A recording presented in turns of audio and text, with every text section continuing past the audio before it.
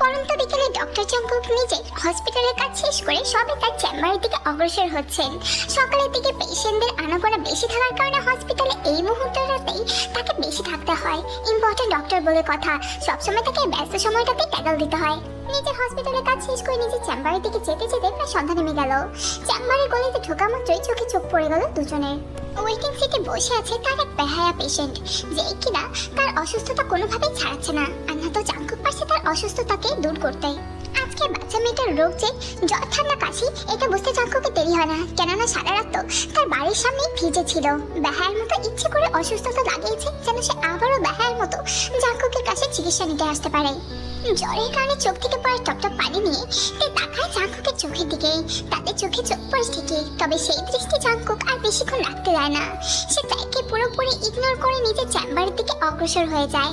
চেম্বারে প্রবেশ করা মাত্র নিজের মনের অস্থিরতাকে কমিয়ে আনতে জাঙ্কুক ঠকঠক করে পানি ঢেলতে শুরু করে, তবে অস্থিরতা আর কমাতে পারে না। আজকে বাচ্চা মেয়েটাকে দেখার পর মনের ভিতরে যে অনুভূতিটা ছিল তা কেমন যেন অন্যরকম ভাবে কাজ করছে। স্পেশালি গত রাতে পেট পাঠানো সেই ছবিগুলো দেখার পর তো জাঙ্কুক পুরোপুরি নিয়ন্ত্রণ হারা। একজন পুরুষ মানুষ হয়ে একটা সুন্দরী মেয়ে এরকম ভালোবাসার প্রলব্ধতা সে কতক্ষণই বা আটকে রাখবে, কিংবা কতক্ষণই বা নিজের নিয়ন্ত্রণে রাখতে পারবে তা তো তার জানা নেই। অন্যদিকে ওয়েটিং লিস্টের সিটে বসে বসে তেও ভেবে চলেছে সে একই কথা, সে কি আদৌ পারবে জাঙ্কুকের ভালোবাসা অর্জন করতে? তার এই ভালোবাসা অর্জন করতে তাকে ঠিক কতটা বেহায়া হতে হবে তা সে নিজেও জানে না। কতগুলো মাথায় আসতেই তার মাথায় ঘোরপাক খেতে থাকে শুরুর দিনগুলোর কথা, যেখান থেকে জাঙ্কুকের প্রতি তার ভালো লাগাগুলো কাজ করতে শুরু করে। চলো দেখে আসি পাশে কি হয়েছিল। ইউনিভার্সিটি ক্লাস শেষ হতে দেরি হয়, তবে এতদিন হসপিটালের সামনে যেতে দেরি হয় না। হসপিটালের মেইন গেটের দিকে দাঁড়িয়ে সে একটা মানুষকে দেখার অধীর অপেক্ষায়। মানুষটাকে দেখলেই মনের ভিতরে এক প্রশান্তি কাজ করে। এই তো কিছুদিন আগের কথা, সে নিজের ওয়েট্রেসের কাজ শেষ করে রেস্টুরেন্টের ময়লাগুলো বাইরে ফেলতে যাচ্ছিল। ঠিক সেই সময় সবগুলো পড়ে গেল। আস্তে, ব্যথা হয়নি তো? না না, এভাবে বসে না থেকে হাতটা নিয়ে উঠো। না লাগবে না, আমি একে উঠতে পারি। পায়ের মধ্যে ব্যথা করতেছে, দেখে মনে হচ্ছে একটু ফ্র্যাকচার পড়ে গেছে। এখনই তুমি হসপিটালে গিয়ে একটু ট্রিটমেন্ট করাও। এত ব্যথা পাইনি, আপনাকে ভাবতে হবে না, আমি একজন ডক্টর। দেখেই বুঝতে পারছি যে পা মুচকে গেছে। হসপিটালে যাও, আপনি একজন ডক্টর, আপনি তো বলবেন এই রোগ বিরোগের কথা যেন আমাদের থেকে টাকা চুষতে পারেন। আমি অন্যান্য ডক্টরদের মতো না, আমার কাছে টাকার চাইতে সুস্থতার মূল্য অনেক বেশি। টাকা খোদার রহমতে অনেক আছে, আর লাগবে না। এই নাও আমার কার্ড, এটা নিয়ে এই হসপিটালে চলে যাও। এখন আমার অ্যাসিস্ট্যান্ট কাজ করতেছে, ওকে গিয়ে জাস্ট কার্ডটা দেখাবে, বাকি ট্রিটমেন্ট সবাই ফ্রিতে দিয়ে দেবে, ওষুধ সহ। ধন্যবাদ আপনাকে। ডক্টর জাঙ্কুক কথা না বাড়িয়ে ভদ্রতার সঙ্গে সেই জায়গা থেকে চলে গেল, সাথে মেয়েটার পুরো মনটাও যে জয় করে নিয়ে গেল। কিছুক্ষণ পর জাঙ্কুকে দেওয়া কার্ডটি নিয়ে তার অ্যাসিস্ট্যান্টের কাছ থেকে সম্পূর্ণ চিকিৎসা নিয়ে জাঙ্কুকের ব্যাপারে A to Z ইনফরমেশন নিতে ওদের দেরি হয় না। সেই দিন থেকে শুরু করে জাঙ্কুককে দেখা তার অধীর অপেক্ষা। তাকে এক ফোঁটা দেখার জন্য কিংবা এক পলক দেখার জন্য সে অধীর অপেক্ষায় বসে থাকে হসপিটালের গেটের বাইরে। ডক্টর বাজানো ঠান্ডা মাথা থেকে ছেড়ে ফেলে দেয়। গরিবদের কপালে ডক্টর জুটে না। এই যেতে ভালো করে ফুটপাতে চাকরিজীবী কেনা হয় খোঁজ। আমি ফুটপাতে চাকরিজীবী খুললে তোর বিয়ে কেমনে হবে? তোর কপালে তো ওগুলাই আছে। এখন ওটাও যদি আমি চেনে নিয়ে যাই তাহলে চুপ থাক, পারবি মুরগি কোনাইকার। আমার সাথে মুখে মুখে তর্ক করিস? আমার ফ্যামিলি ব্যাকগ্রাউন্ড জানিস তুই? তোর ফ্যামিলি ব্যাকগ্রাউন্ড জানি না, তবে তোরটা ভালোই জানি। তুই হচ্ছিস আমাদের ইউনিভার্সিটির 12 ভাতের হোটেলের একমাত্র মালকিনি, ঠিক বললাম? পারবি মুরগি, কি বলি তুই আমাকে? আমি ওর কথা ভাবতি না, ও ও আছে ওর দুনিয়াতে, ওকে ওর মতো থাকতে দে। এমনি নিজের চাচির বাড়িতে কান্না খাটতে খাটতে বোয়াগিরি করতে করতে কাহিনী হয়ে গেছে, তো ওর মাথাটা তো ঠিক থাকে না।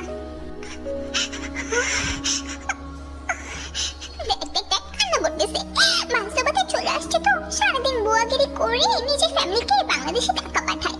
এত পেশা নিতে নিতে ও আসলে পাগল হয়ে গেছে, তাই ভাবতেছে পুরো লোক ডাক্তারটাকে ফাঁসাইতে পারবে। আমি কাউকে ফাঁসিয়ে দেখতে আসি নেই, ওই জাঙ্কুক ডাক্তারটাকে আমার অনেক ভালো লাগে, তাই ওনাকে দেখতে আমি এখানে আসি। গরিব মেয়ের আমার ভালো লাগা, গরিব মেয়েদের না ভালো লাগার অভ্যাস করতে নাই, কেননা কারো কিছু ভালো লাগে সেটা পাবি না তো। কেন পাবো না? যদি আল্লাহ চাই তাহলে অবশ্যই পাবো। ওই আশাতে দিন গুনতে থাক। তোদের আছে একমাত্র এই সান্ত্বনা, এই সান্ত্বনা নিয়ে বেঁচে থাক। থাক আয়ু, ওকে কিছু বলিস না, ওকে সান্ত্বনার সম্পদ নিয়ে বেঁচে থাকতে দে। চল আমরাও যাই, ওর তামাশা আর দেখতে ভালো লাগতেছে না। তাদের মুখের সামনে আর বেশি কিছু বলতে পারলো না, জাস্ট তাকিয়ে তাকিয়ে দেখলো তারা কিভাবে তার হৃদয়কে ক্ষতবিক্ষত করে হাসি মুখে বিদায় নিচ্ছে।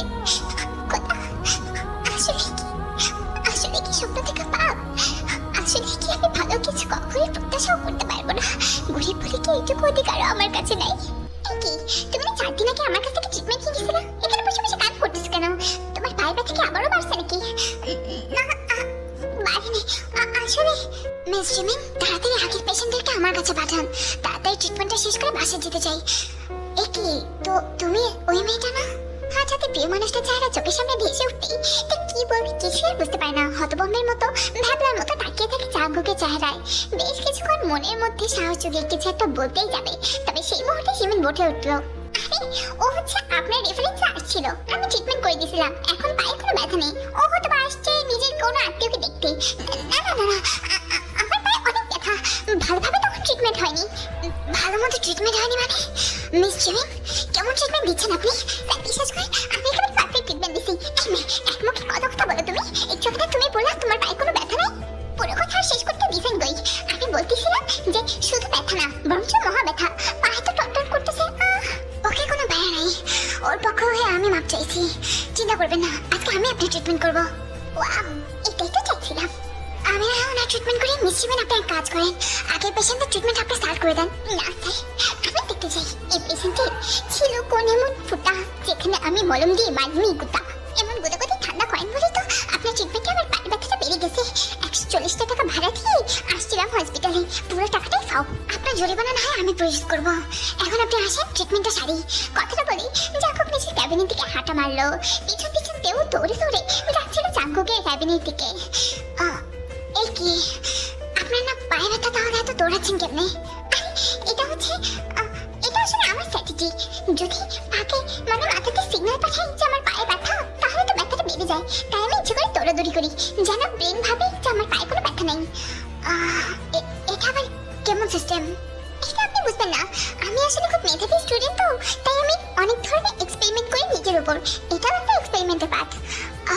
ওকে, আপনি না এক্সপেরিমেন্ট করেন, আমিও না হয় আপনার ট্রিটমেন্ট শুরু করি।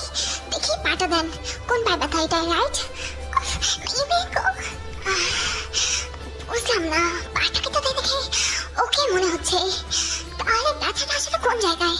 কি ডক্টর ব্যথা ধরতে পারছেন না? এটা কিন্তু ভালো লক্ষণ না। পারবো না মানে? এত বড় ডক্টরকে আমি এমনি মেয়ে হয়েছি নাকি? দেখি আমি কয়েকটা রিপোর্ট করতে দিই।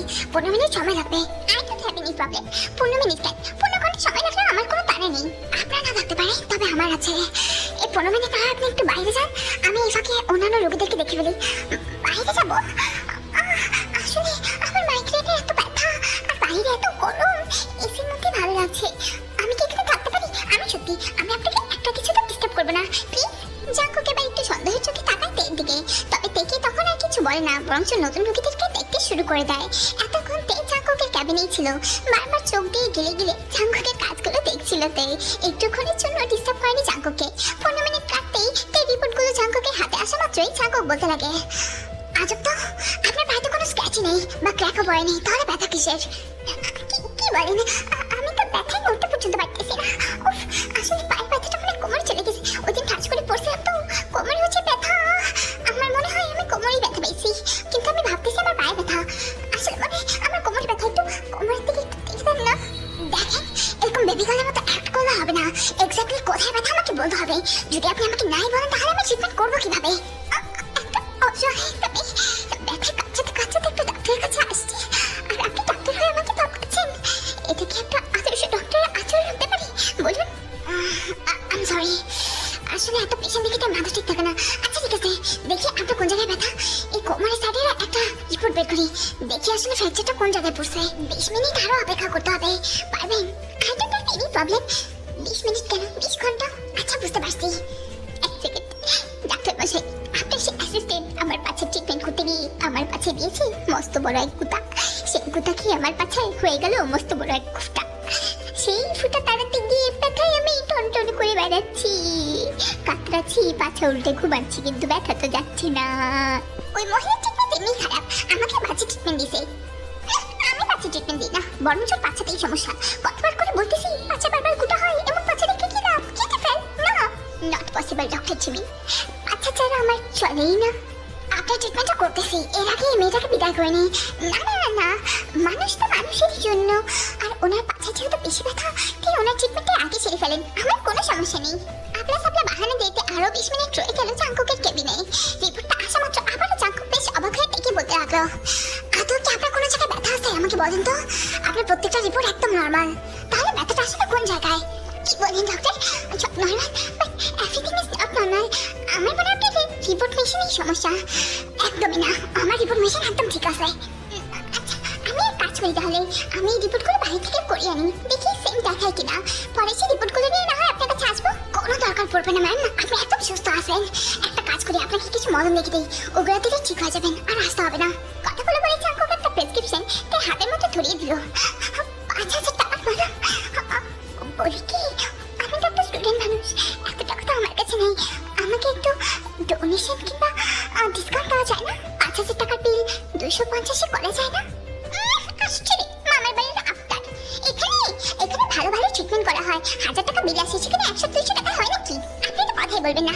আপনার উল্টাপাল্টা ট্রিটমেন্টের কারণে আমার পায়ের ব্যথা মাথাতে উঠে গেছে। মাঝে মাঝে কখন যদি মাথা উঠে যায় তারই ঠিক নেই।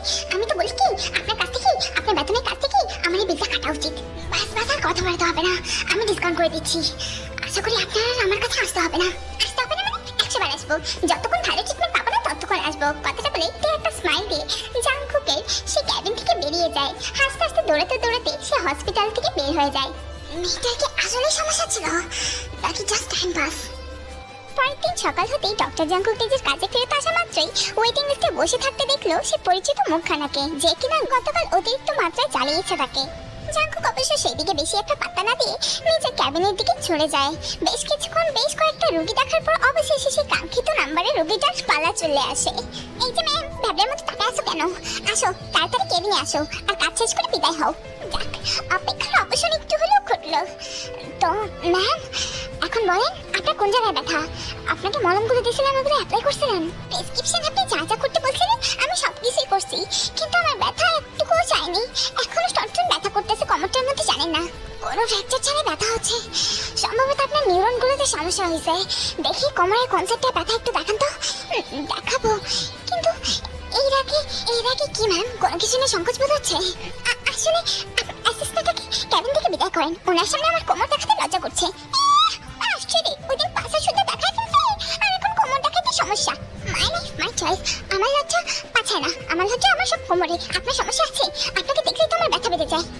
আমি আমার কেবিনে কোনো চিল্লাচিল্লি যাচ্ছি না, জীবন আপনি বাইরে যান, আমি ট্রিটমেন্ট করছি ওনায়। কথাটা বলেই জাংকুককে ট্রিটমেন্ট করা শুরু করে। তবে তে তো জাংকুকের কথা কোনো মনোযোগী ছিল না, একদিন জাংকুককে দেখে যাচ্ছে তো যাচ্ছেই। এদিকে জাংকুক থেকে কতগুলো প্রশ্ন করে বসলো, কোথায় ব্যথা হচ্ছে, এই জায়গায় ব্যথা হচ্ছে কিনা, কেমন ব্যথা হলো, কিন্তু কোনোটার উত্তরই তে দিচ্ছে না। এক ধ্যানে জাংকুকের দিকে তাকিয়ে আছে। হ্যালো ম্যাম, আপনার মনোযোগ কথা বলেন তো, কোথায় ব্যথা হচ্ছে যদি আমাকে না বলেন আমি ট্রিটমেন্ট করবো কিভাবে, আমাকেই বলেন। আসলে ব্যথাটা বেশি হচ্ছে তো তাই চুপ করেছিলাম। চুপ করে না থেকে আমাকে যদি বলতেন তাহলে বেশি উপকারে আসতো না। অ্যাটলিস্ট আমি তো ট্রিটমেন্টটা করছি, তাই না? আচ্ছা বলছি, এর আগে বলেন তো আপনার গার্লফ্রেন্ড আছে? হোয়াট? বলেন না, হ্যাঁ বলতে কিছু তো বলতাম না। গার্লফ্রেন্ড আছে কিনা সেটাই জিজ্ঞেস করছি। আশ্চর্য, আছে না কিনা সেটা আপনাকে বলবো নাকি? This is none of your business. Shantam বলবেন না, হাজার হলে তো পুরুষজাত মানেই খারাপ। গার্লফ্রেন্ড থাকলে অফিসিয়ালি স্বীকার করে না। পেশেন্টদের সাথে ডক্টর খেলার ঠান্ডা মানে বুঝি না। ও এক্সকিউজ মি, কি সব বলতেছেন বুঝে বলতেছেন তো? কোমরে ব্যথা মাথায় উঠলো নাকি? তাছাড়া যেই মানুষটা জীবনে নেই তাকে নিয়ে আবার অফিসিয়ালি কি স্টেটমেন্ট দেবো আমি? ও তার মানে কোনো গার্লফ্রেন্ড নেই। যাক, ভালো ভালো। আজকালকার মেয়েরা যেই খারাপ, রিলেশন না করেই ভালো। সবাই তো আর আমার মতো ভালো না, বুঝছেন না? না বুঝি নাই আর বুঝতে চায় না। Let's skip the topic. আরে কিছু মনে করবেন না, কথাগুলো বললাম just to create emotional bonds between doctor and patient, এর বেশি কিছুই না। ওকে ওকে, বুঝতে পারছি, আর বলতে হবে না। বাই দ্য ওয়ে, আপনি যেহেতু আপনারটা বলছেন আমি আমারটা বলে ফেলি। আমিও কিন্তু সিঙ্গেল, মানে আমিও কিন্তু আপনার মতো ভদ্র, ভালো মানুষের অপেক্ষা করছি। ভাবতেছি একটা ভালো ছেলে থেকে রিলেশন করে ফেলবো, কিন্তু মাই ব্যাড লাক, আমি গরিব তো, তাই ভালো ছেলেরা কাছে আসে না। এটা আবার কেমন কথা যে ভালো সে আপনার টাকা থেকে আসবে নাকি? আশ্চর্যজনক কথা। হ্যাঁ আমি জানি ভালোবাসার কাছে টাকার কোনো মূল্যই নেই, তবে আজকালকার মানুষগুলো তো ভালোবাসার কোনো মর্ম বোঝে না, বোঝে শুধু রূপ আর টাকা, এর বেশি কিছুই না। এগুলো আসলে মানুষ না, মানুষ রূপে জানোয়ার, তাই তো মূল্য দিতে পারে না। ঠিক বলছেন, আপনি কি দেখি কিন্তু ভদ্রলোক মনে হচ্ছে। আচ্ছা ধরেন আমার মতো কোনো মেয়ে যদি আপনাকে প্রপোজ করে তাহলে? মানে এমনি আজ করলাম, ধরেন মেয়েটা আমার মতো ছোট্টখাটো দেখতে সুন্দর আর সে আপনাকে অতিরিক্ত ভালোবাসে, কিন্তু মেয়েটা গরিব, আপনি কি তবে তার ভালোবাসা কি একসেপ্ট করবেন? এই কথা শুনে ঝাঙ্কু কোনো এক ঘুরে চলে যায়। অতঃপর বেশ কিছুক্ষণ চুপ থাকার পর একটা কথাই বলে, আমার কাছে ভালোবাসার মর্ম সবচেয়ে বেশি ছিল এবং আছে এবং আগামীতেও থাকবে। ওকে, আপনি ঘুরে একটা উত্তর কেন দিলেন? ডাইরেক্ট বলেন না। সরি টু সে, বাট আমার কাছে এত সময় নেই। বাই দ্য ওয়ে, আমি আপনার ট্রিটমেন্ট করলাম, আপনার সবকিছু তো ঠিকঠাক আছে। আরে না না, আপনার মেশিনটাই ভুল। আমার যে কোমরে ব্যথা, দেখেন না, আপনার যদি এখনো কোমরে ব্যথা হয় তাহলে এই চিকিৎসা আমার কাছে নেই। অনুগ্রহ করে অন্যান্য ডক্টরদের সাথে যোগাযোগ করুন। এই নিন আপনার আজকের বিল। কি আমার ট্রিটমেন্ট শেষ না হতে আমাকে দাঁড়িয়ে দিচ্ছেন কেন? কি আপনি বিলে কত টাকা লিখছেন? এই 10 মিনিটের জন্য 10,000 টাকা? 100 টাকা রাখার সাথে 10,000 লেখা দেন তো? ভুল করে লেখিনি, এটা আমার ভিজিট ফি। 10,000 টাকা। আমার কি ছোটখাটো ডক্টর মনে হয়? যেই ডক্টরই হন না কেন, 10,000 টাকা আমার কাছে নেই। আমাকে ডিসকাউন্টে 100 টাকা করে দেন না। ভুলে যাবেন না, আমি কিন্তু আসছি আপনার রেফারেন্সে। তাছাড়া আমি একটা স্টুডেন্ট মানুষ, এত টাকা কোত্থেকে পাবো? উফ, বড্ড বেশি ঝাড়ি গেছেন আপনি আমাকে। আচ্ছা দেন, একদম ঝাড়তেছেন কেন? ফ্রিতে ট্রিটমেন্ট করাইতেছে নাকি? এই নিন 100 টাকা। না লাগবে না, ডিসকাউন্ট একেবারে শূন্য করে দিছি। এখন না হয় আসেন, আপনি অনেক ভালো মানুষ গো। যাক, ধন্যবাদ আপনাকে। আপনার ভিজিটিং কার্ডটা দিয়ে যাচ্ছি। কোনো সমস্যা হলে আপনাকে হোয়াটসঅ্যাপে নক দেবো, কেমন? নক না করলে বেশি খুশি হব। সেই সুখটা আপনাকে দিতে পারলাম না। ব্যথা উঠলে আমি নক দিতে বাধ্য। কি করবো, পেশেন্ট তো। আর তাছাড়া আপনি ডক্টর, আমার সেবা করা আপনার দায়িত্ব। কথাগুলো শেষ করে তা হাসি মুখে বিদায় নেয় সেই জায়গাটা থেকে। এই মেয়ে যাচ্ছে নাকি আমার কাছ থেকে? অন্যদিকে সন্ধ্যার সময় বাড়ির সব কাজকাম শেষ করে তে সবে বিশ্রামে বসলো। অতঃপর চাঙ্কুকের থটস গুলো আবার মাথায় ঘুরপাক খাচ্ছে। এই কয়েকদিনে এই মানুষটাকে যে অসম্ভব ভালোবেসে ফেলেছে তের মন চাইছে নিজের মনের অনুভূতিগুলোকে চাঙ্কুকের কাছে প্রকাশ করতে। তবে এটা ভাবতে আবার মনের ভিতরে একটা ভয়ও কাজ করছে তের। জাঙ্কুকের মতো এত হ্যান্ডসাম রিচ একজন ডক্টর কেন এবার তেকে ভালোবাসবে, কিংবা কেন এবার তেকে অ্যাকসেপ্ট করবে? তের মধ্যে তো তেমন কোনো কিছুই নেই। একই সব শুনে বেড়াচ্ছি তোর নামে। তুই নাকি একটা হসপিটালের বাইরে একজন ডক্টরকে দেখার জন্য প্রতিনিয়ত বসে থাকিস। তোর মনে কি ধারণা ওই ডক্টর তোকে কখনো অ্যাকসেপ্ট করবে নাকি? নিজের ব্যাকগ্রাউন্ড দেখেছিস একবার? হঠাৎ চাচির এরকম প্রশ্নে তুই একেবারে থুতুবুতু খেয়ে যায়। চাচি কি বলছে এসব? এগুলো তোমাকে কে বলছে বলো তো? আমাকে যেই বলুক না কেন, কথা তো মিথ্যা না। দেখ, মুরব্বী হিসেবে একটা কথা বলি, পাখি ধরতেছিস ভালো কথা, কিন্তু নিজের যোগ্যতা হিসেবে ধরাটা ভালো হবে না। শুনলাম কোন বড় ডক্টরকে নাকি পছন্দ তোর। ওই বড় ডক্টর কি তোকে কখনোই চুজ করবে? আমার মেয়ে হলে ভিন্ন কথা ছিল, টাকা পয়সা সবই আছে আমাদের, আমার মেয়েটাও সুন্দরী। তোর মধ্যে তো একটাও দেখছি না। বেঁচে আছিস আমাদের দয়ায়। তাই বলি কি, এরকম বড়লোক ফাংশনের ঠান্ডা পাতে নিজের কাজটাই ভালোভাবে কর। ভালো একটা বেতনে চাকরি করলে একটু ছোটখাটো একটা এমপ্লয়কে বিয়ে করে অন্তত সুখে থাকতে পারবি। বেকার বাঁচতে হবে না। তার বুকে আঘাত দেওয়া কথাগুলো বলে যে একটা হাসি দিয়ে সেখান থেকে চলে যায়। আমি বুঝি না মানুষের এমন কেন, একটা সুযোগ ছাড়ে না কথা শোনানোর। তারা কিভাবে জানে আমার ভাগ্যে কি আছে? আমার থাকতে কি উনার লেগছে নাকি? আমার সৃষ্টি করতে আমার থাকতে লেগছে। অবশ্য আমার জীবন তো কোনো সিনেমার মতো না যে একটা সুন্দর ছেলে এসে একটা নায়কের মতো রোল প্লে করবে আমার জীবনে। আমি তো সত্যি ওই লোকটাকে কখনোই পাবো না। দুঃখে ভরা চোখের অশ্রু নিয়ে তে ঘুমিয়ে পড়ে সেই রাতটাতে। এদিক দিয়ে রাত যত গভীর হতে থাকে, একাকিত্বটাও বাড়তে থাকে এই ডক্টর জাঙ্কুকের। ছোটবেলা থেকে বাবা মার চেহারা পর্যন্ত দেখতে পায়নি জাঙ্কুক, নানির হাতে বড় হয়েছে। মেডিকেল স্টুডেন্ট থাকাকালীন অবশ্য একটা প্রেম ছিল, 5 বছরের রিলেশন। তবে সেই মেয়েটি জাঙ্কুকের চাইতে বেটার অপশন পেয়ে জাঙ্কুকে ধোকা দিতে এক সেকেন্ডও ভাবে না। এই কিছুদিনের মধ্যেই নানির অকাল মৃত্যু, সেই থেকে ছেলেটা পুরোপুরি একাকিত্বে ভুগছে। তাই তো জাঙ্কুক ইচ্ছে করে বেশিরভাগ সময় হসপিটালে রোগী দেখে, যেন তার এই ব্যস্ততা তার একাকিত্বকে ধ্বংস করতে পারে। তবে দিন শেষে রাতে ঘরে ফিরে আসতেই সে একাকিত্বের অন্ধকার ছায়া তাকে গ্রাস করে ফেলে। এই সময়টাকে দ্রুত পার করতে জাঙ্কুকের নিত্যদিনের কাজ একটা সাউন্ড বক্সে অনেক জোরে একটা গান প্লে করবে, অতঃপর সে ড্রিঙ্কস করবে। একজন ডক্টর হওয়ার পরও প্রচুর পরিমাণে ড্রিঙ্কস করার অভ্যাস জাঙ্কুকের। ড্রিঙ্কস করলে মনটা অনেকটাই হালকা থাকে। তাই তো জাঙ্কুক এই কাজটা বারবার করে। সে জানে এর ক্ষতিটা ঠিক কিরকম, কিন্তু তাও করে। আজকেও এর ব্যতিক্রম কোনো কিছু হলো না। তবে আজকে ড্রিঙ্কস করতে করতে হঠাৎই জাঙ্কুকের তেল বলা কথাগুলো মনে পড়ে গেল। মেয়েটা ঠিক বলছে, ভালোবাসা সুন্দর, তবে সুন্দর জিনিসটা আমার ভাগ্যে নাই। পরের দিনে সূর্যের উদয় হওয়া মাত্রই জাঙ্কুক পুনরায় নিজের কাছে ব্যস্ত হয়ে গেল। আজ হসপিটালে যাওয়া মাত্র ওয়েটিং লিস্টে সে তার পরিচিত মুখখানার সেই রোগীকে দেখতে চাইলো, তবে তাকে দেখতে পেল না। সে নিষ্পাপ মুখখানা দেখতে না পেয়ে কি একটা মনে মনে ভাবলো। অতঃপর আবারও নিজের ক্যাবিনে চলে গেল। সারাটা দিন কাটলো তার কাজের ব্যস্ততার মাঝে। কাজের আওয়ার্সগুলো মানে ডিউটি টাইম শেষ হওয়া পর্যায়ে তখনই তার ক্যাবিনে টোকা পড়লো নতুন এক রোগীর। নতুন বললে অবশ্য ভুল হবে, সে পরিচিত রোগীর, যে কিনা থাকে দেখেই তার ঠোঁটের কোণে একটা বাঁকা হাসি দিয়ে তাকিয়ে থাকে ডক্টরটির দিকে। আপনি অবশ্য আমার ডিউটি টাইম চলবে আর আপনি আসবেন না, তা তো পসিবল না। বিষয়টা আসলে এরকম না, আজকে কিন্তু আসতে চাইনি, তবে মাঝে ব্যথাটা এরকম বাড়ছিল, কোথাও ট্রিটমেন্টও পাচ্ছিলাম না। তাই ভাবলাম পরিচিত যে ডক্টরের কাছে ট্রিটমেন্ট নিচ্ছি তার কাছে চলে আসি।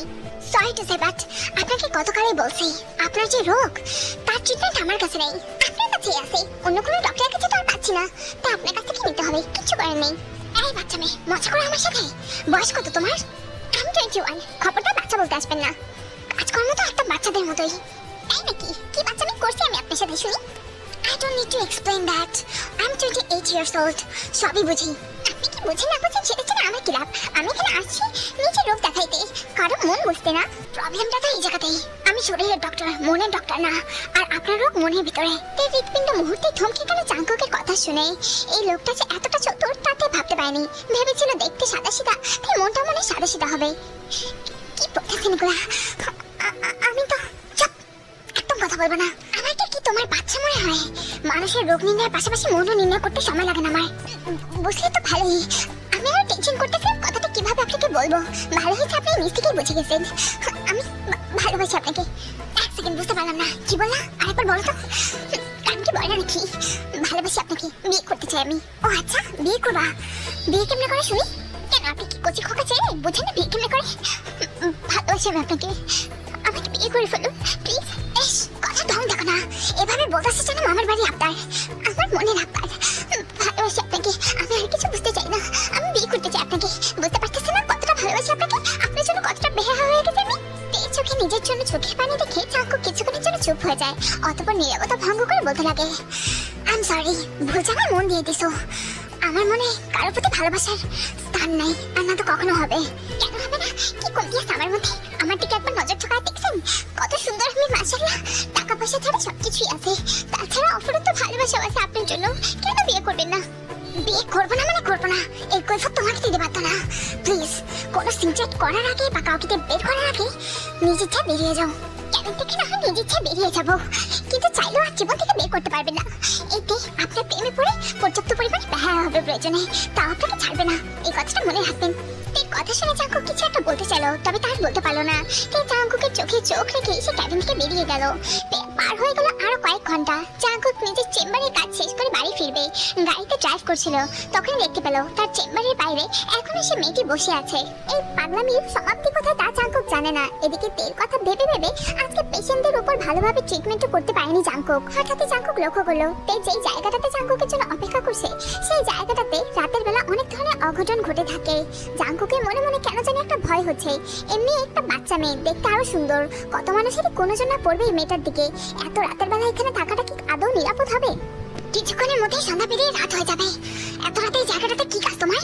আমার কি কাজ আপনি জানেন না? এই মেয়ে, আমার সাথে ঝাড় দিয়ে কথা বল, দিব কানে নিচে একটা। চুপচাপ বাসা যাও। কোনো বাসা নেই আমার। তার মানে ভার্সিটির হোস্টেলে থাকো, রাইট? তাড়াতাড়ি হোস্টেলে যাও। এখন বেশি বুঝেন কেন? বললাম না কোনো বাসাও নেই, কোনো হোটেলও নেই, চাচির বাসা থাকি আমি। খুবই ভালো তো মহোদয়, যেই বাড়িতেই থাকেন না কেন এখন বাড়িতে ফেরত যান। ঘাটটা আমি পছন্দ না আমার। পছন্দ করতে বলছে কে? চলে যান না, আমি কি আটকে রাখছি আপনাকে? চুপ, একটা থাপ্পড় দেবো ধরা। গাড়িতে ওঠো। বাসা কই তোমার? বললাম না আমার কোনো বাসা নেই, কানে কম শোনেন? একটু কেন বলা, নিজের চাচির বাড়িতে থাকো। এতদিন ছিলাম, কিন্তু আজকে দেখে আর থাকবো না। ওই বাড়ি ছেড়ে চলে আসছি আমি। চলে আসছো মানে? কেন, কারণ কি? কারণ আমি অনেক বেশি গরিব। ফ্যামিলি কামলা খাটানোর জন্য আমার চাচি ভাই তো আমাকে পাঠিয়ে দিয়েছিল। কামলার মতো সারাদিন খাটায় আর সবসময় খোটা দেয়। যেখানে সম্মান নেই সেখানে থাকতে পারি না আমি। আপনাকে ভালোবাসি বলে আপনার সামনে বেহায়াগিরি করতে পারি, সবাইকে তো ভালোবাসি না। শেষে বড় কথা, জাঙ্কুকের হৃদয়টা একদম শীতল হয়ে গেল। কেমন যেন এক অনুভূতি কাজ করছে এখন তের প্রতি। জাঙ্কুক চাইছে না নিজের মনটাকে তের জন্য নরম করতে, তবে নিজের মনটাকে পুরোপুরি শক্ত করে মেয়েটাকে একলা রেখে যেতেও পারছে না। এই মুহূর্তে তের চোখে প্রচন্ড একাকিত্ব অনুভব করছে জাঙ্কুক, যে একাকিত্বের সাথে সে প্রতিদিন রাতের বেলা লড়াই করে বেড়ায়। গাড়িতে ওঠো বললাম, গাড়িতে ওঠো। কোনো কথা শুনতে চাই না। এক সেকেন্ডে অন্য কিছু না ভেবে নিজেকে নিরাপদ ভেবে জাঙ্কুকের গাড়িতে উঠে পড়লো। এরকম ভাবে উঠলো যেন মানুষটাকে সে অনেক বছর থেকেই চেনে। জাঙ্কুক আর দেরি করে না, কি একটা ভেবে ফুল স্পিডে গাড়িটা চালাতে শুরু করে। এদিকে জাঙ্কুক ফুল স্পিডে গাড়ি চালাচ্ছে, আর তে এক পলক দৃষ্টিতে তাকিয়ে আছে জাঙ্কুকের চোখের দিকে। বেশ দীর্ঘক্ষণের একটা রাস্তা পাড়ি দিয়ে জাঙ্কুকের গাড়িটি অবশেষে একটি সুন্দর ডুপ্লেক্স বাড়ির সামনে এসে থামলো। গাড়িটি পার্ক করা মাত্রই জাঙ্কুক মোবাইলে এসএমএস দিয়ে তের দিকে তাকিয়ে বলতে লাগলো, নামো। তে অবাক হয়ে জাঙ্কুককে কিছু একটা প্রশ্ন করতেই যাবে, ঠিক সেই সময় এইসব এক্সট্রা ওয়ার্কের জন্য কিন্তু আমাকে আলাদা করে এক্সট্রা পেমেন্ট দিতে হবে। এইসব এক্সট্রা কাজগুলো আমি এভাবে করতে পারবো না। চিন্তা নেই, ও যত টাকা খরচ করবে এর একটা এক্সট্রা পেমেন্ট আমি তোমাকে দিয়ে দেবো। আপাতত তোমাকে ছাড়া অন্য কাউকে বিশ্বাস করতে পারছি না। তাদের কথোপকথন শুনে তে অবাক হয়ে তাকায় জাঙ্কুকের দিকে। অতঃপর দুজনেরই চোখে চোখ পড়ে যায়। নামো, গাড়ি থেকে নেমে জিমিনের সাথে যাও। যাচ্ছি, কিন্তু এটাকে একটু পার্সোনালি কথা বলতে চাই। কি কথা শুনি? ভালোবাসেন আমাকে? আর তাহলে এত উপকার কেন করতেছেন তাও এই দুঃসময়ে? এই কথা শুনে জাঙ্কু কিছুক্ষণের জন্য চুপ হয়ে যায়, অতঃপর কি একটা ভেবে বলতে লাগে, ভালো জানো আমি কিছুই বাসি না, তবে মনুষ্যত্ব বোধ বলতেও তো একটা জিনিস আছে, তাই না? মনুষ্যত্বের খাতিরে তোমাকে সাহায্য করতেছি, কখনো যদি এই ঋণ পরিশোধ করতে পারো করে দিও। আমি আপনার দয়া না, আপনার ভালোবাসা চাই। বলেন না কি করে আপনি ভালোবাসবেন আমাকে? আমি আমি যদি আপনি চান তাহলে আমি আপনার সাথে আপনার বেডরুমে। কতটা নোংরা মস্তিষ্কে নেই তুমি! এতক্ষণ তোমাকে নিষ্পাপ ভাবছিলাম, কিন্তু এই কথার পর তোমাকে ভালোবাসা তো তোর ভালো লাগাটাও মনের ভিতরে দিতে পারবো না। নামো আমার গাড়ি থেকে। থাপ্পড় খেয়ে গাড়ি থেকে নেমে দাঁড়ানো মাত্রই জাঙ্কু ফুল স্পিডে গাড়িটা নিয়ে সেখান থেকে চলে গেল। রাতটাতে জিমিনের বাড়িতে কাটালো ঠিকই, তবে আর ঘুমাতে পারলো না। একটু পর পর জাঙ্কুকে বলা প্রস্তাবের কথাটাই তের মাথায় ঘুরপাক কাটছে। এরকম প্রস্তাব তো মোটেও ঠিক হয়নি, তে তো এরকম মেয়ে না। তবে জাঙ্কুকের ভালোবাসা আবেগী হয়ে সে কথাটা বলে ফেলেছে। দেখতে দেখতে কেটে গেল আরো 4টা দিন। তে নিজের কাজের জন্য প্রচন্ড রকম অনুতপ্ত। ডক্টর জাঙ্কুকের ভিজিটিং কার্ডের হোয়াটসঅ্যাপ নাম্বারে তে বারবার সরি বলে অনেক বেশি অনুতপ্ততা বোধ প্রকাশ করেছে। জাঙ্কুক সে মেসেজগুলো দেখেছে ঠিকই, তবে কোনো রিপ্লাই পর্যন্ত করেনি, সিন করে রেখে দিয়েছে, তেকে ব্লক পর্যন্ত করেনি। এরকম অবহেলা পেতে পেতে তে মেন্টালি অনেকটা ডিস্টার্ব ফিল করতে শুরু করে। কেন বোঝাতে চেষ্টা করছি আমি? আমার কপালে কখনোই মানুষটা জুটবে না। আমার তো ভাগ্যই খারাপ। আমি তো একটা জঘন্য একটা মেয়ে, এর মধ্যে কি জঘন্য একটা কাজ করে ফেলছি ওনার সাথে। আমি কখনোই ওনাকে পাবো না। এর চেয়ে ভালো সব আশা বাদ দিয়ে বাংলাদেশে চলে যেতে। এখানে তো কিছুই হবে না। কিছুদিনের মধ্যে জিমিনের বাড়ি থেকে চলে যাবে এই কথাটা জিমিন জাঙ্কুকে জানানো মাত্রই জাঙ্কুকের মনের ভিতরে কেমন জানি এক অনুভূতি যোগান দিতে শুরু করে। বেশ অস্থিরতা বোধ হচ্ছিল জাঙ্কুকের। চলে গেলে চলে যাক, চলে গেলে তো আমারই ভালো, আমার টাকা বাঁচবে। কথাটা বলে ডক্টর জাঙ্কুক হাসি মুখে নিজের পেশেন্টদের ট্রিটমেন্ট করা শুরু করলেন। তবে হাসির আড়ালে যে এক নীরবতা লুকায়িত ছিল তা কেউ আর বুঝতে পারলো না। বাড়িতে যেয়ে জাঙ্কুক আজকেও প্রতিবারের মতো জোরে গান সাউন্ড বক্সে গান ছেড়ে ওয়াইন খেতে খেতে ভাবছিল তের কথা। সত্যি বলতে এই মুহূর্তে তেকে নিয়ে কোনো প্রকার চিন্তা করতে চাচ্ছে না সে, তাই তো বেশি বেশি ওয়াইন খাচ্ছিল। হঠাৎই ভাইব্রেশনে তার মোবাইলটা কেঁপে উঠতেই জাঙ্কুক তার মোবাইলটা হাতে নেয়। দেখতে পায় তে অনেকগুলো টেক্সট করেছে, সরি সরি বলে বলে একেবারে ভরে দিয়েছে ইনবক্সটাকে। জাঙ্কুক সিন করে ঠিকই, তবে কোনো রিপ্লাই দেয় না। ততক্ষণে বাহিরে ঝড়ের আগমন শুরু হয়ে গিয়েছে। যেই ঝড়ের কবলে পড়ে ভিজে যাচ্ছে এক নিষ্পাপ প্রেমিকা, তাও তার প্রেমিকের বাসার সামনে। তাই ঝড়ের মধ্যে এক হাতে ছাতা ধরে অন্য হাত দিয়ে টেক্সট করছিল। আর এখানে ঘটে যায় একটা দুর্ঘটনা। তের একটা বাজে স্বভাব ছিল। তের বডিতে যখনই কোনো খোঁচা কাটা কিংবা র্যাশেস হতো তখন সে তার বডির ছবিগুলো নিজের মোবাইলে ক্যাপচার করে রাখতো।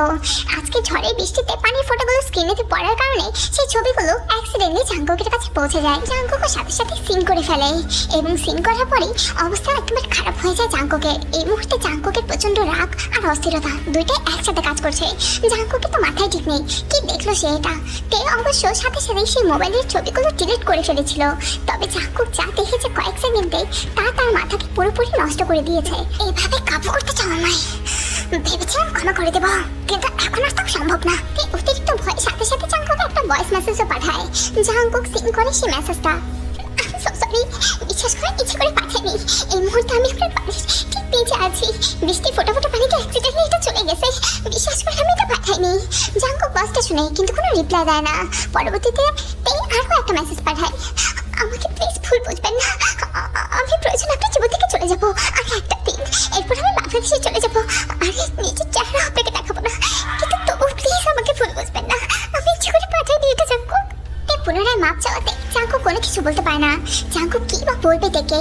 তিনি করা ছোট্ট ভুলটা যে জাঙ্কুকের মনের উত্তেজনার ঝড়টাকে কতটা বাড়িয়ে দিয়েছে এটা তো সে আর তের কাছে প্রকাশ করতে পারবে না। কি একটা ভেবে জাঙ্কুক ব্যালকনির দিকে হাঁটা দেয়, অতঃপর নিচে তাকাতেই তের সাথে চোখাচোখি হয়ে যায়। দুজনেই চোখের ইশারায় কথা বলছে। আজকে তের দিকে তাকিয়ে একদমই বিরক্ত লাগছে না, বরঞ্চ আজকে তের দিকে তাকানোর ভঙ্গিটাই কেমন যেন অনেকটাই নেশানো ভাব ছড়িয়ে দিচ্ছে জাঙ্কুকের ব্রেনের মধ্যে। কিছুক্ষণ এভাবে দাঁড়িয়ে থাকার পর জাঙ্কুক বুঝতে পারে তার আত্মাটা আজ তার নিয়ন্ত্রণে নেই, কোনোভাবে নিয়ন্ত্রণে রাখতেও পারবে না। তাই তো জাঙ্কুক তাড়াহুড়ো করে রুমের ভিতরে গিয়ে একটা মেডিসিন তাড়াহুড়ো করে নিয়ে ফেলে। অতঃপর একটা শান্তির নিদ্রায় শায়িত হয়ে পড়ে জাঙ্কুক। অন্যদিকে সারা রাত ভিজতে থাকে মেয়েটা বাহিরে। পরের দিন সকালে ঘুম ভাঙতেই জাঙ্কুক নিজের পুনরায় হসপিটালের কাজে একেবারে অ্যাক্টিভ হয়ে পড়ে। তোমাদের বোঝার সুবিধার্থে বলতেই কাহিনী এখন বর্তমানে চলে এসেছে। এতক্ষণ আমরা শুধু পাশের কাহিনীটাই দেখছিলাম। চেম্বারে বসে অনেকগুলো রোগী ট্রিটমেন্ট করতে করতে অবশেষে তার কাঙ্ক্ষিত অপেক্ষাকৃত সেই রোগীটির পাড়াও চলে আসে। জাঙ্কুক তাকায় তার দিকে, তবে তে তো আর চোখে চোখ রাখতে পারছিল না। বিশেষ করে আমি আন্তরিকভাবে দুঃখিত, আমি কি বলবো বুঝতে পারছি না, কিন্তু আমি ইচ্ছা করে কাজটা একদমই করিনি। যদি বলি বিশ্বাস করি না তো আমি সত্যি বলছি, আমার এখন এটা বলা ছাড়া কোনো কিছুই করার নেই। আমি আজকের পর থেকে আপনাকে আর বিরক্ত করবো না, সত্যি, কিন্তু তাও আমাকে ভুল বুঝবেন না প্লিজ। তোমাকে বিশ্বাস করি না, এই পেপারে সাইন দাও যে তুমি আর আমাকে ডিস্টার্ব করবে না। এরপর থেকে যদি ডিস্টার্ব করো আই সোয়ার তোমার নামে মামলা করে দেবো। তো তাকিয়ে থাকে জাঙ্কুকের দিকে, তবে একটা প্রশ্ন করে না, ফাইলে কি লেখা ছিল তা পর্যন্ত পড়ে না, না দেখেই সাইন দিয়ে দেয়। সাইন দিয়ে জাঙ্কুকে কিছু একটা বলতেই যাবে, তবে ঠিক সেই মুহূর্তেই জাঙ্কুক একটা অজ্ঞান হওয়ার ইঞ্জেকশন থেকে দিয়ে দেয়। তোমার রোগের চিকিৎসা বেবি গো। জাঙ্কুক আসলে তাকে কিস করলো নাকি সে স্বপ্ন দেখছে তাকে বুঝতে পারছে না। কেমন জানি চোখটা নিভে নিভে আসছে। কয়েক ঘন্টা পর জ্ঞান ফেরত আসতেই তিনি নিজেকে জাঙ্কুকের বেডরুমে আবিষ্কার করে। চোখটা ঘোরানো মাত্রই দেখতে পায় জাঙ্কুক শার্টলেস অবস্থায় তার দিকে তেড়ে আসছে। তে তো একদম অবাক, এই কোনো সুন্দর স্বপ্ন ছাড়া আর কিছুই হতে পারে না, যে স্বপ্নের জন্য সে এতদিন প্রার্থনা করেছে। ডক্টর জাঙ্কুক একজন দায়িত্ববান পুরুষ। তার একটু আগেই তাকে কোর্ট ম্যারেজে বিয়ে করতে দেরি হয়েছে, তবে দায়িত্ব পালন করতে সে একদমই দেরি করতে চায় না। তাই তো নিজেকে দায়িত্ব পালনের সুপুরুষ দাবি করাতে মানে প্রমাণ করতে গুটি গুটি পায়ে অগ্রসর হচ্ছে তের দিকে। কি করছে? দায়িত্ব পালন করছে বউ। আজ এক নতুন ইতিহাস করবে। ডক্টর নিজের হাতে নিজের রোগীকে অসুস্থ করবে। দারুণ না? কথাটা বলেই জাঙ্কুকদের ঘাড়ে এবং গলাতে তার নামে ট্যাটুগুলো করতে শুরু করে। তে এদিক ওদিক তাকাচ্ছিল, এটা কোনো স্বপ্ন নয় তো। এদিক ওদিক তাকিয়ে দেখতে পায় তে যে ভেজা কাপড়গুলো ছিল সেগুলো জাঙ্কুকের রুমের এক সাইডে পড়ে আছে। টেস্ট করছি তোমাকে, হাজার হাজার ডক্টর বলে কথা। নিজের বই শরীরে যদি র্যাশেসের জন্ম দেয় তাহলে সেই র্যাশেসগুলো কিভাবে দূর করতে হয় সেটাই তো একান্তই আমার। তাই তোমাকে ভালোভাবে টেস্ট করছি যে আদৌ ঠিক আছো কি নাই। কথাগুলো বলে জাঙ্কুকের হাত চলছে এলোমেলো পথ জুড়ে। এদিকে ডক্টরের বেবি জাঙ্কুক চিকিৎসা শুরু করবে বলে নিজ পায়ে দাঁড়িয়ে আছে, আর অন্যদিকে তে যে ভয় পেয়েছিল সেটাই হলো তার বেবিতে, অর্থাৎ ট্রিটমেন্ট পাওয়ার ভয়ে বাচ্চাটা কান্না করতে শুরু করে দিয়েছে। তে বেবিতে কান্না করছে এই আকাম বেবি জাঙ্কুক পাওয়া মাত্রই ট্রিটমেন্টের অপারেশনটা স্টার্ট হয়ে যায়। এরপর আর কি চলতে থাকে জিঙ্গালালা হুই হুই অপারেশন। ডক্টর জাঙ্কুকের ট্রিটমেন্ট যে কতটা ভয়ঙ্কর হতে পারে তা হারে হারে টের পেল তে। আর অন্যদিকে জাঙ্কুকও সুযোগ পেয়ে গেল তার এই বেবি গার্লটাকে অপারেশনের মাধ্যমে শাস্তি দেওয়ার। যদিও এই ট্রিটমেন্টটা দরকার ছিল, কেননা দুইজনের মনেই তো এই চিন্তাধারা হুই হুই থেরাপিটা নেওয়া প্রয়োজন ছিল। চোখের পলকে কেটে গেল 2টা বছর। এখন তেকুকরা সুখী দম্পতি নামেই পরিচিত। তারা যেন একে অপরের জীবনে সেই মুহূর্তটাই এসেছিল যেই মুহূর্তে তাদের একে অপরের সবচেয়ে বেশি প্রয়োজন ছিল। তারা ছিল তাদের হৃদয়ে একে অপরের শূন্যস্থানে ভরাট করার স্থান, এবং তারা একে অপরকে বিয়ে করার মাধ্যমে সেই শূন্যস্থানটাকে পূরণ করেছে। তাই যতবার জাঙ্কুককে দেখে ততবারই একটা জিনিস রিয়েলাইজ করে, আমাদের জীবনে সেই স্পেশাল মানুষটা আমাদের জীবনে ঠিক সঠিক সময়ে আসে। হয়তোবা আসতে একটু দেরি হয়, তবে যখন আসে তখন সুখের জোয়ারে একেবারে ভাসিয়ে দেয়। ঠিক যেমন জাঙ্কুক তার জীবনটাকে সুখের জোয়ারে ভাসিয়ে দিয়েছে। আজকের এই এফএফ থেকে শেখা একটা কথা তোমাদেরকে বলি, আমাদের প্রত্যেকের জীবনে এমন কিছু মুহূর্ত আসে যে মুহূর্তে আমরা প্রচন্ড মানসিক চাপে থাকি, না তো পারি কাউকে সেই চাপের কথা বলতে আর না তো বোঝাতে। কেউ সেই চাপের কথাগুলো বুঝতেও চায় না, আমাদের মনের অবস্থা কেউ বুঝতে পারে না, বেঁচে থাকা অনেকটাই কষ্টসাধ্য হয়ে পড়ে। এবং ঠিক সেই মুহূর্তটাতেই আমাদের আত্মীয় স্বজন আশেপাশে বন্ধু বান্ধবরা কথার আঘাতে আমাদেরকে আরো বেশি জর্জরিত করে ফেলে। তবে একটা কথা বলে যাও না, আমাদের ভাগ্য আমাদের সৃষ্টিকর্তা নির্ধারণ করেন, অন্য কেউ না। তাই সবসময় নিশ্চিন্ত থাকো, আগামীতে যা হবে তা আমাদের ভালোর জন্যই হবে ইনশাল্লাহ।